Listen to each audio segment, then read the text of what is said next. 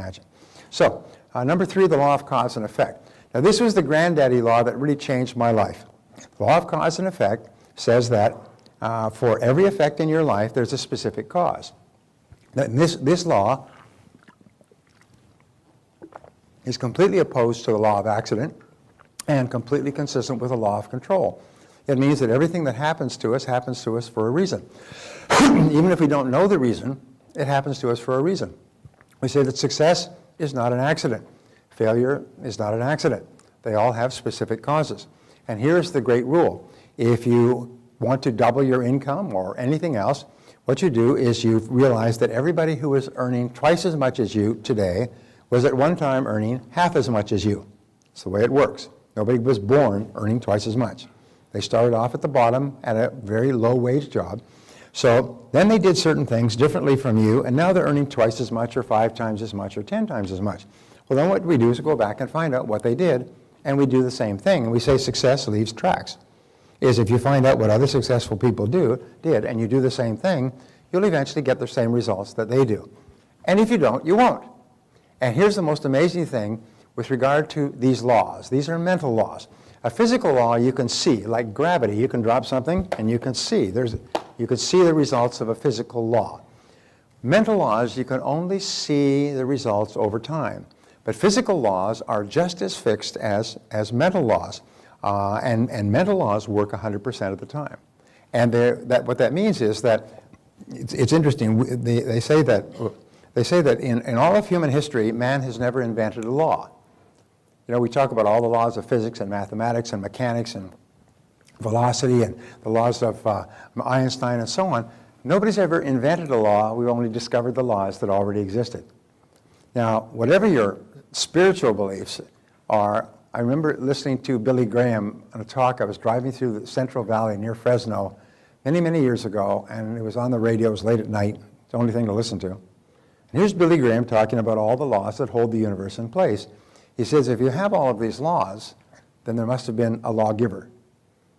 These laws could not have just happened spontaneously out of the primordial muck going back 1 billion years after the Big Bang.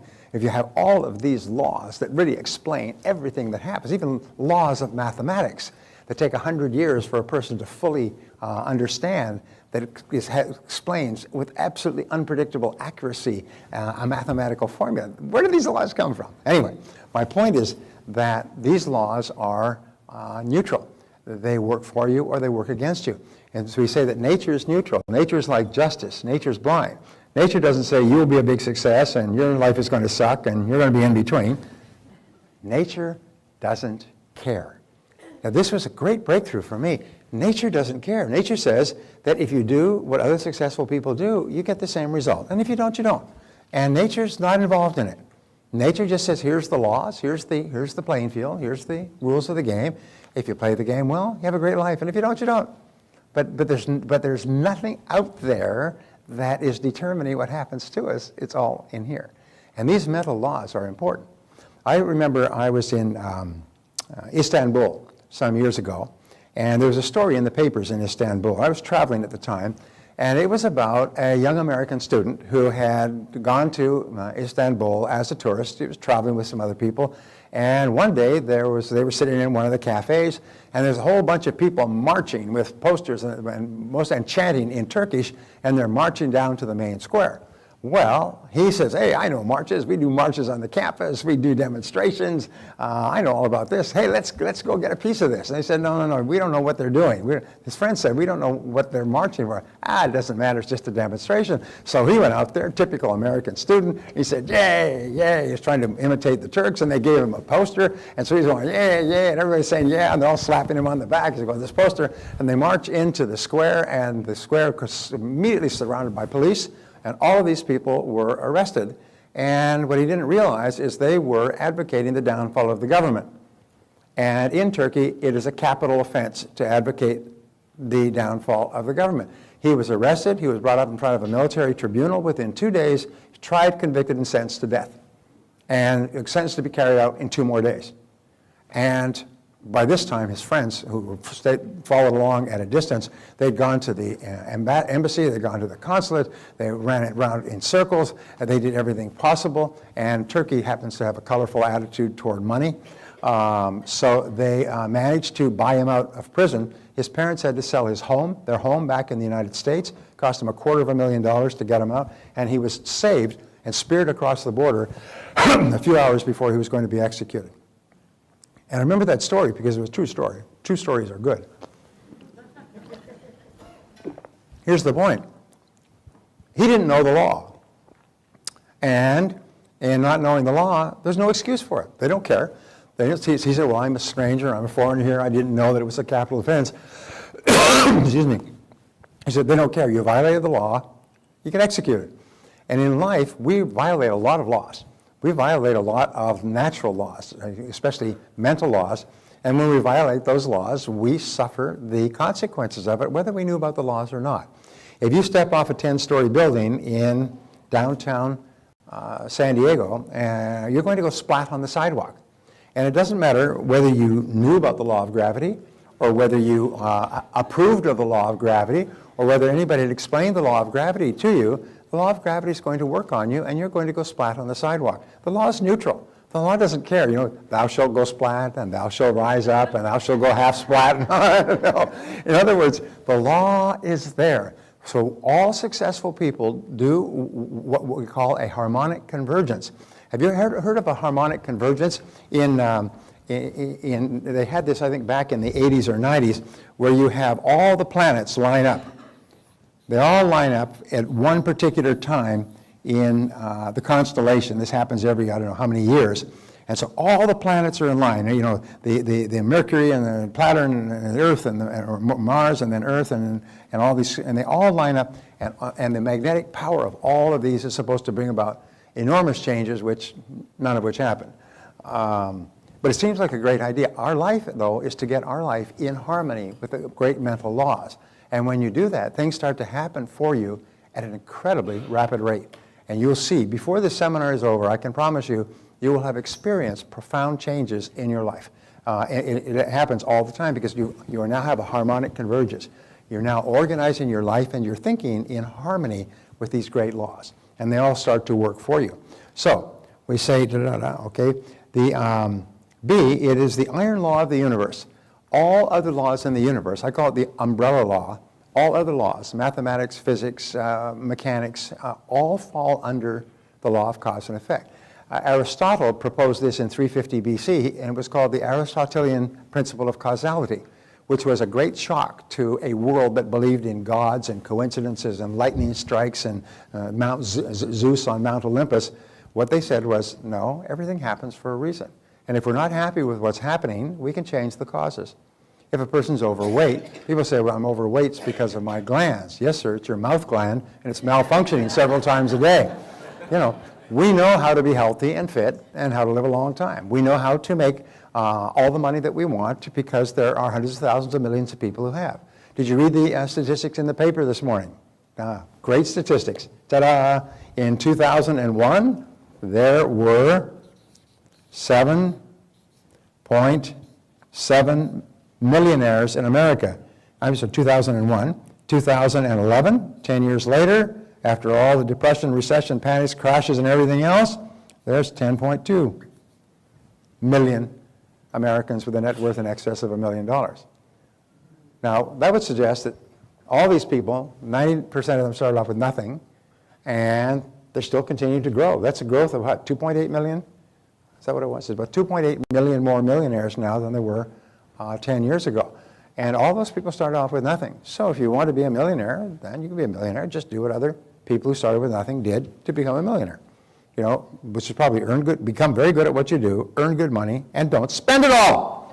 All right. Sorry about that.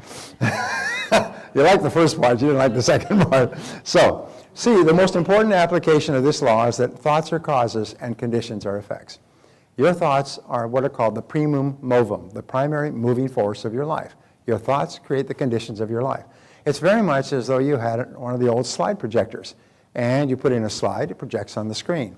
Your thoughts project on the screen of your life. As the hippies used to say, wherever you go, there you are. And so wherever you look, there you are. Wherever you look in the world around you, that is your thoughts projected onto the screen of your own life.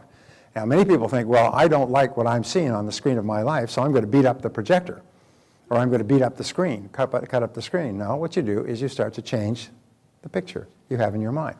Interesting, we'll talk about this later, but all improvement in your outer life begins with an improvement in your mental pictures. Begins with an improvement in your mental pictures by constantly starting to see yourself and your world in more positive terms. So another mental law, the law of belief. Now this is a biggie. This is really the biggie. This is the foundation principle, by the way, of all religions and all philosophies and all success is the law of belief. It says that whatever you believe with feeling becomes your reality. Whatever you believe with feeling, with emotion, with intensity, it becomes your reality because you always act on the basis of your beliefs. And the more intensely you hold the belief, the more the belief becomes true for you. There's a gentleman that I used to know, his name was Glenn Bland, and he wrote a book called The Glenn Bland Method. And he talks about how when he was growing up, his father was a working man. And they talked around the family table, they talked about work at the lumber yard, and the father would always say, you know, when you grow up, you've got to get yourself a working job. You've got to get yourself a laboring job. He said the Blands have always been laborers. We've always worked by the sweat of our brow. And so the kids were all brought up to believe that they were supposed to get a laboring job when they got out. So he left high school, and he did quite well in high school. It was in sports and everything else, but his belief was when you entered into the world of work, you got a laboring job, so he did, on a construction crew working on the highways, digging ditches and you know, working on construction. And one day, he's been at this for about 2 or 3 years, and he's working away, goes up there in the morning, sweats all day. The traffic is moving really slowly because it's a construction zone, and right next to him, while he's working away with a shovel, there's a guy, a friend of his from high school. And he's driving the car. He says, "Hi, Glenn, how you doing?" To the window of the car. He says, "Oh, doing great." He's got his shovel here. And he says, "How's everything going?" "It's going fine." And he says, "How's everything going with you?" The guy's driving a brand new car. He's wearing a nice suit. He's well dressed. And this guy, you know, was no great flaming hell in high school, just an average guy. He said, "How you doing?" He said, "I got a great job." He said, "I'm selling, making really good money." He said, "I'm buying a new home next month and getting married at the end of the year." And he looked at him, and here's this guy, and he's living from paycheck to paycheck, sweating away. And he looked at that guy, he said, and it hit him like lightning. He had bought a bill of goods from his father. He said, this guy's no better, no smarter than he is, which happens to be the case. Yet he's got a different belief system, that you get out and you get a job and you get into business and you get into white-collar work. He threw down the shovel and he got up and he walked out of there and he said, "I'll never work with a shovel again." He went and got into sales. He turned out to have a natural ability for sales. Within 2 or 3 years, he was doing extremely well. Within 7 or 8, he was a millionaire, had a beautiful home, beautiful car. He said the turning point in his life was when he challenged that belief that he was meant to be a working man all his life. Many people have beliefs, and there's 2 sets of beliefs. There's conscious beliefs that we have, and there's unconscious beliefs. And there's that wonderful line from Josh Billings, the humorist. He said, "It ain't what a man knows what hurts him, it's what he knows what ain't true." And many things we know about ourselves ain't true at all. What we do is we develop scotomas, or blind spots. Is once we've decided to believe a certain thing, we do not see anything that contradicts it. We may be doing wonderful things or wonderful work or being very successful. We don't even see that if we decided to believe that we will never make much more than we're making. Sometimes your parents will tell you, you've got to be worried about money, you've got to be careful about money all your life, and you'll never make very much, so you've got to hold on to every penny. And so people just hunker down, and they're more concerned about security than anything else. And so we develop these beliefs, these blind spots.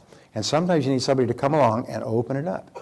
And so you can see this vast world of possibilities that you have. And when this happens, people change completely. So your biggest obstacle is usually self-limiting beliefs. Your biggest obstacle is usually self-limiting beliefs. So what are your self-limiting beliefs? What are the most common ones? Well, the most common ones are internally, I'm not smart enough, I'm not as smart as other people, or I'm not talented enough, or I'm not creative enough, or I'm not something enough. It's just the most amazing damn thing. I remember this great story. His name was Igor, and he came to my seminar in New York, and he came to my seminar in Palm Springs, and he was a Russian immigrant. And he said he'd arrived, this was 5 years before, he arrived 5 years before from Russia, when Russia was just opening up in the 90s, and he had everything he owned on the streets of New York in a box, a cardboard box with string on it. And he didn't know a word of English, and he had to stop people on the street. He kept stopping people and asking them, looking for someone who spoke Russian. And he finally found somebody, and he would ask them something in Russian. You know, доброе утро, доброе утro, good morning, because somebody responded back, доброе утro. And he said, where can I find Russians? I don't speak any English. He said, well, go to Little Russia. It's a little part of New York. How do you get there? He showed him how to get there on the subway. So he gets there on the subway, and this big, long elevators. Everybody ever been to New York, coming up from the subway, the long, long elevator. He comes up, and the first thing he sees in Little Russia is a pizza place, which has Russian, it's a Domino's pizza with a Russian name. He goes in, he speaks to the owner in Russian. He said, I need a job. And so he said, I need somebody to deliver pizza. So his first job was delivering pizza in Russian, in Little Russia, to other Russians. And that was his first job. And he did that, and the first thing he decided to do was learn English. He looked around, he said, why are so many Russians successful in America? And there's an enormously successful Russian immigrant community in New York. And he found the first thing they did is they spoke English. So he just put his head down, he began to learn English. Pretty soon he could learn English, he could deliver pizzas to both Russians and non-Russians, and after a year, his English was good enough, so he applied for a job selling printing for a printing company. And he kept studying English, and at that time, he stumbled across my audio programs. My audio programs are used by Princeton University to teach English as a foreign language in 17 languages, because they're very clear, they're grammatically correct, they're unaccented, and people who want to learn English also want to be more successful, so they get a twofer. They get success ideas, plus they learn English. Well, he started to listen to my programs, and his English got better and better. He worked for 2 years selling printing, and he could become so knowledgeable about the business, and had so many contacts, he decided to start his own printing, brokering business. This is year 4. When he came to my seminar, it was the end of year 5.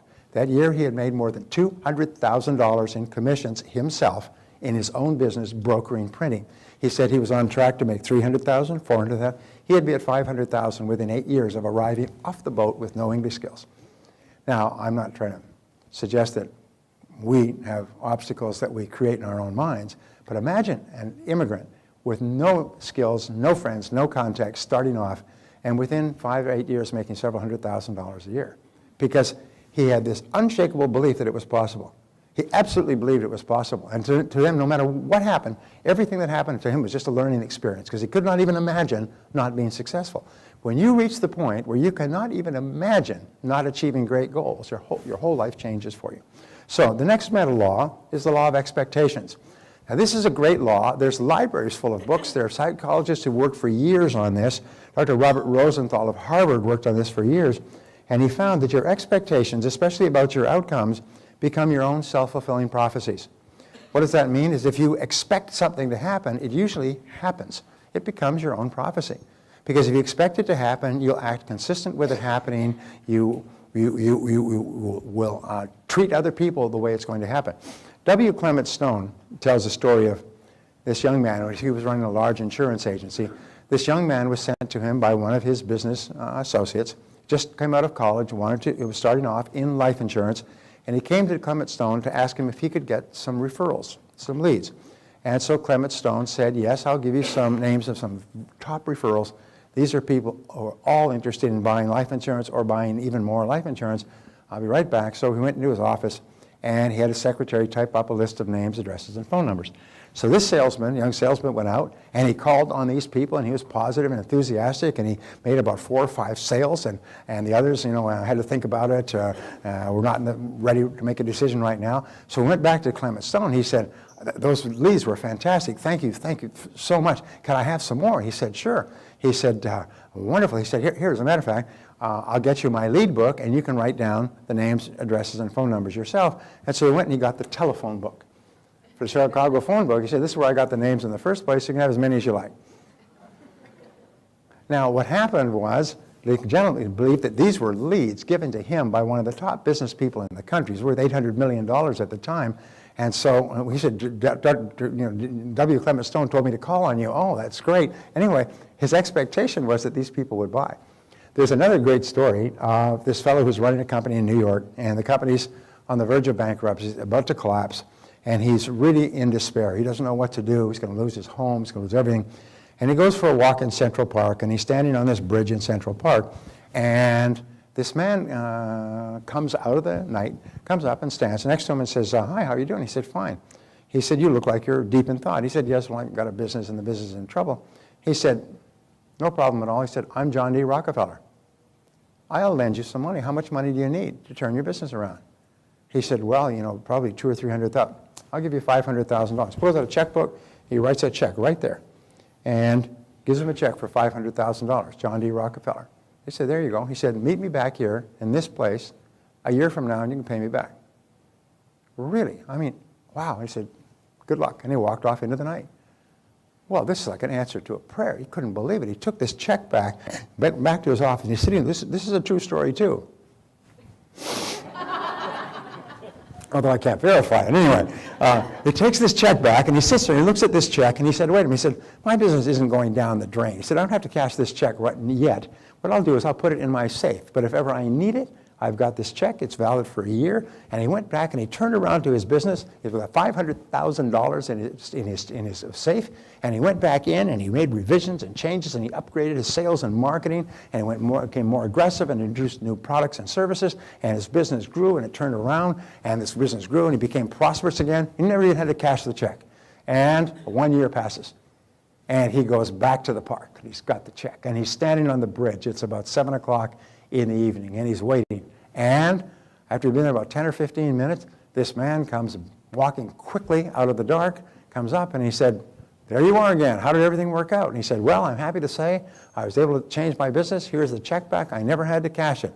He said, well, thank you very much. It's really great. And he said, I'm so happy to hear about your success. And then this nurse comes running out of the bush saying, Mr. Hawkins, you come back here. And she comes running up and grabs him by the arm, and she said, I hope he's not been bothering you. He's escaped from the asylum over and over again, and we always have to go out in Central Park and find him.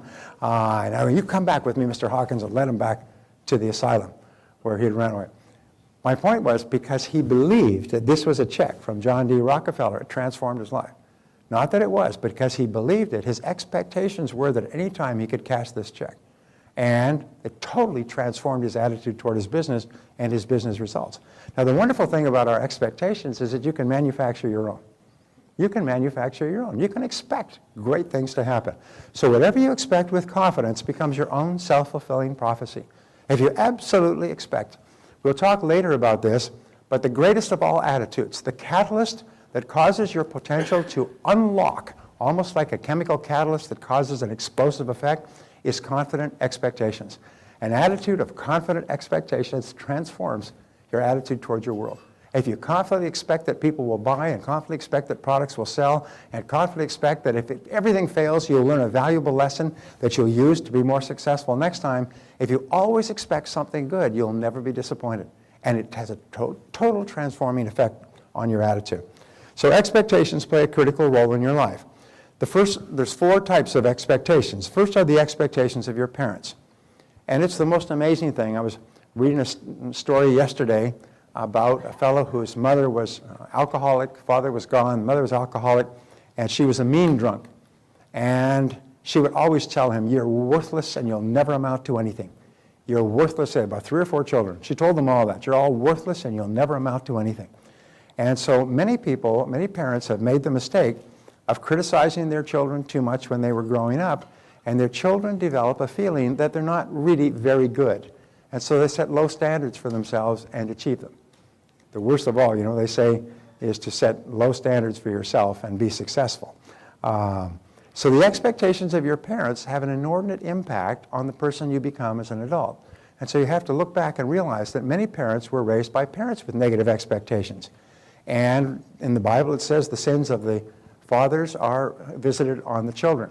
So what your parents, grandparents did to them, they will often have inflicted on you. And you'll often grow up not really feeling that you have great potential. Your parents will have expressed the thought that they didn't really expect you to do that well. You get poor grades, well, what can you expect? You're not that smart. And you're never on time. And you never fulfill your promises. And you probably won't do that well in life. And isn't it amazing the power of negative expectations expressed by our parents when we were young, the power that that has on us as an adult. It's sort of like a sea anchor that's pulling us back, and we're struggling hard on the outside to be successful, but deep down inside, we are still fighting with those negative expectations. The other place is the expectations of your boss. You'll find that people who work under high expectations bosses who really have confidence in their staff, perform at a vastly higher level. I remember when I was in real estate, there was an office, and this office was run by this manager who was just dynamite. Positive, cheerful, happy, upbeat, and he only hired people that were of the same caliber. He wouldn't let anybody be there. You had people lined up to join this office, even though they're working on straight commission. And he would interview them, he would spend some time with them, he'd have them meet the other people, they do a thumbs up or a thumbs down. Eventually he had an office full of really high chargers. They're just positive, happy people, a lot of laughter.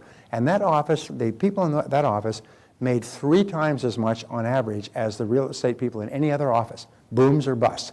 During the busts, they were the most financially successful real estate agents in the market. And so people who had been struggling in one office with negative or indifferent bosses or demanding bosses or complaining or criticizing bosses, they go and they work in this place and their income would triple within a year because they're under the influence of a positive expectations boss. Now here's one of the great rules in life, which we'll come back to over and over, is that people don't change. I get this question, how can I get my wife to change, my husband to change, my boss to change, my friend to change? People don't change. In fact, the psychological studies show that people under pressure become even more so, but they don't change. And people say, well, how come you're giving a seminar if you say that people can't change? I'm saying that it's like how many psychiatrists does it take to change a light bulb? Well, the answer is only one, but the light bulb has to really want to change. And it's the same thing. Most people don't want to change. They've taken their whole lives to become the person they are, and they don't really have any desire to change. As a matter of fact, most people feel that in some degree they are superior to all other human beings. Everybody does. It's okay. I know. And so therefore, why would they change if they're already superior? And if somebody thinks that they should change, well, they're definitely superior to that person, because that person is obviously an inferior person if they would even suggest that someone as good as me change. Are you with me so far? This is called rationalizing, which we call rational lies. We tell rational lies. My friend John Asser talks about that. And so the expectations of your boss, and the rule is, if you're working with a negative expectations boss, go somewhere else. Because he or she will never change, and you'll never fulfill your potential under a negative expectations boss. Another is the expectations you have of others. The expectations you have of your children and your spouse, you'll find that in great relationships, each spouse expects the other to do really well and to be really successful and be really happy. The expectations you have of your children all the time they're growing up, the expectations you have of your staff. So expectations are really, really good. Barbara and I went to a restaurant some years ago, and the hostess was a really persnickety, negative, rude. How she got to be hostess? You know, the old saying, when you first meet this kind of a person, you don't like them, but after you get to know them, you hate their guts. Well, this is the kind of woman that after about 2 or 3 minutes of standing there, you wanted to punch her in the face, and hard, you know. Anyway, so this is a first-class restaurant. I'm working for the owner of the restaurant, who owns 200 companies, and he owns several restaurants. And so we come there, we have reservations, and she said, well, just a minute. And all right, fine. All right, come with me. She grabs them, and she pranced. Remember that, Barbara? The funny look. She pranced like a schoolmarm, and she takes us to a table, which is, they always take you to the worst table in the restaurant. This table is in the main traffic near the kitchen and the bathrooms. And I knew this was going to happen. This happens everywhere. We'll talk about this later. So I said, well, I'd much prefer that table over there, which was a quieter, private table. She said, that table's no good. I said, what's wrong? The waiter for that table is Henry, and he's no good. He's the worst waiter.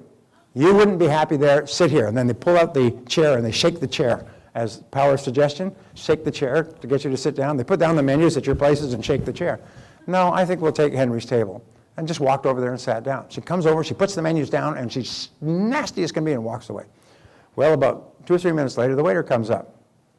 And I said, he said, hello, how are you? And I said, fine. I said, is your name Henry? And he said, well, yes. I said, oh, thank God, Barbara, we got Henry. And he said, what? And I said, I had some friends who were here the other night. They said, you're the best restaurant in this city. The best waiter in this city. And if we could come to this restaurant, if we can get a table for Henry, we're going to have a great evening. He said, who said that? He's just some friends of ours. It doesn't really matter, but we're so glad that we've got you as our waiter. And he said, really? Now, here's a tough question. What kind of service do you think we got for the rest of the evening? It was great service. Henry was there all the time. You wanted just a little bit of salt and a little bit of salt. You wanted wine, you wanted this. I mean, Henry was fabulous, and he was smiling, and he was happy, and he was treating all of his customers well, and we tipped him. And when we walked out, we looked at her and we said, that Henry's the best waiter in this whole damn restaurant. Thank you very much. Don't. You know, Barbara's kept me off of assault charges for years.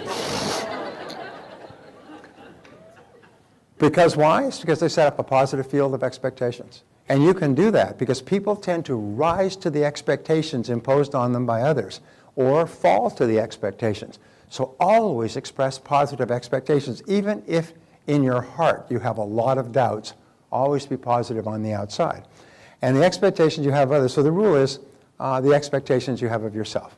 Now, these are the expectations that can override all other expectations in your life. There are people who've come from negative backgrounds and child raisings. They've been in negative marriages with complaining spouses.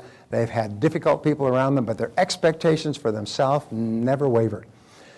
A friend of mine named Peter Daniels, who started off working on the streets, became very wealthy, he's very successful in Australia, did a lifelong project, and he studied the lives of 500 men and women who became successful. He read their biographies and autobiographies and encyclopedia and Wikipedia and so on, looking for the common denominator of success. And what he found was this. He found that he read about 300 autobiographies, and he finally found the common thread. The common thread was every one of those people always believed in themselves. They always believed that they were going to be a big success in life. They always expected to do well. They said when Winnie Churchill was asked about Winston Churchill, even though he was washed up at the age of 66, and a secondary player in his party and had been laughed at for years when World War II started, they said that one thing Winston Churchill never lacked was an absolute confidence in Winston Churchill. He absolutely expected that he would be the right person at the right time, at the right place when history called on him. Patton had the same thing. He knew that he would be the right person. He said in these 500 biographies and autobiographies, every one of those people expected to be a big success. Now here's an interesting exercise. Imagine that you could go down to the computer store and you could buy a mental program and you could put it into your mental computer, and it would then become part of your continuing operating system. If you could buy any belief at all to put into your mental system, what would be the best belief for you to buy? And the answer is the belief that you are going to be a big success in life. That no matter what happens, everything is going to conspire together to make you a great success. And if you absolutely believe that and absolutely expect that everything is going to help you, that will become your reality. The reason why we do not achieve greatly is we hold ourselves back by our own beliefs. We wonder if it's possible. We over-exaggerate negative events. We catastrophize, and we blow them out of proportion as opposed to looking at them and seeing them as just ideas, stepping stones to success. So we say always expect the best. And remember that your expectations are totally under your own control. Now, here's an exercise for you. Da-da-da. Wait a minute. Oh, okay, jeez. I'm so okay. Repeat throughout the day these words. I believe that something wonderful is going to happen to me today. Now say that to yourself. Say it quietly to yourself. I believe that something wonderful is going to happen to me today. Now say it aloud. Say it. I believe there's something wonderful is going to happen to me today. Now, every single morning when you get up and say that, something wonderful is going to happen to you that day. It's the most amazing damn thing. You go into a restaurant and you say, I believe something wonderful is going to happen in this restaurant. I believe something wonderful is going to happen to me today. And it's the most astonishing thing. If you forget to say it, your life will be okay. But if you remember to say it with confidence, you set up a force field of positive expectations, and something wonderful happens to you. And when I first heard this is really hokey. This is kind of, hey, this is la-la. This is like California where we sit, under triangles and put crystals in our armpits. This is. But But it's the most amazing damn thing. When you say these words, what happens is something wonderful starts to happen to you.